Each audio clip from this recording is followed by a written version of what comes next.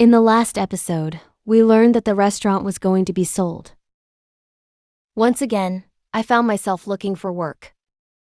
My English was still limited. Full-time positions were rare. In a small town like that, having a steady restaurant job was already something to be grateful for. So I made a simple plan. Study English during the day. Work evenings and weekends. No matter what I studied in the future, I first had to overcome the language barrier. I went to the university to ask about their international English program.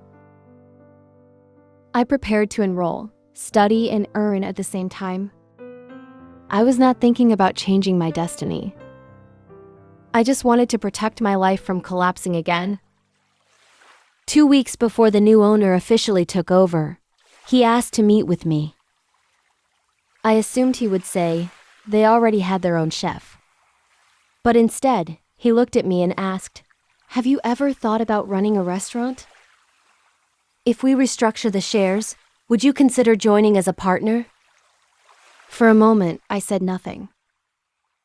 It wasn't excitement, it was weight.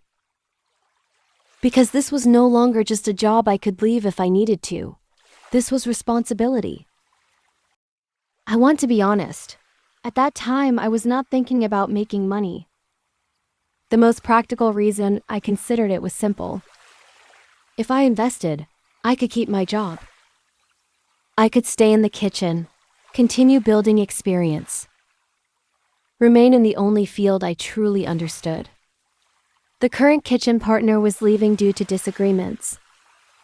There was an opening, and suddenly I was standing in front of it. That night, I barely slept. I lay in bed calculating. If we lost money for 3 months, how long could I survive? If the business failed, would anyone hire me again? But what frightened me most was not financial loss. It was failure. It was the possibility that someone might say, she didn't know her place. That quiet shame felt heavier than debt.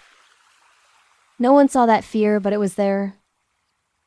I had no business background, no experience with ownership. Very little capital, but I understood the kitchen. I knew the cost structure. I knew the rhythm of customers. I knew what made dishes consistent. If I remained only an employee, I would never touch the core. If I waited until later to start something alone, the risk would be even greater.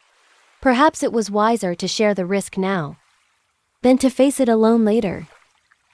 This was not a bold decision. It was a careful one.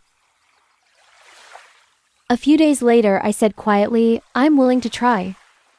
My voice was calm, but inside I was still afraid. It was not confidence. It was a decision made while trembling. The structure was simple. He would hold 80%. I would hold 20%. I borrowed money from friends. I added my savings from years of work. On the day I signed the agreement, I remember holding the pen for a moment longer than usual. My hand felt slightly unsteady. Because for the first time, no one else would carry the consequences for me.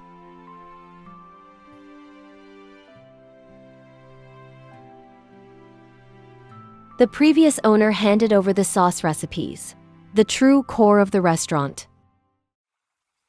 Until then, I had only sold my time. Now I would share the result. I would still stand in the kitchen every day, still sweat, still work long hours, but now I would also carry the outcome. I was not chasing wealth. I was trying to protect my position, to keep my work, to give myself a little more security. But something changed quietly. When you accept responsibility for the result, your place in the world shifts. I was no longer only executing orders.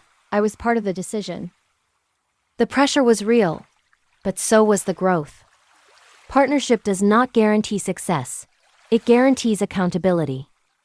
If we failed, there would be no one to blame. But I realized something important. Stability does not live inside a job title. It lives inside your willingness to carry risk. When the opportunity appeared, I did not step back. Not because I was fearless, but because I did not want to keep waiting for someone else to decide my future. That was the first time I walked toward uncertainty on purpose. In the next episode, I will share what partnership truly revealed. Cash flow, cost, conflict, decision-making. When you move from executor to decision-maker, the weight changes. And once again, I would have to decide who I wanted to become.